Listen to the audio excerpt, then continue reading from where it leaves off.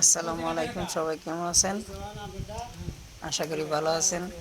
দেখতেন আমাদের কাজ করতেছি, আমাদের কাজ নাই, তাই লোড আনলোডের কাজ নাই। বর্তমানে আমাদের অনেক কাজকর্ম কম, লোড আনলোডের কাজ কম হইতেছে, যার কারণে এইগুলি আমরা মাল বসে বসে বাঁচতেছি।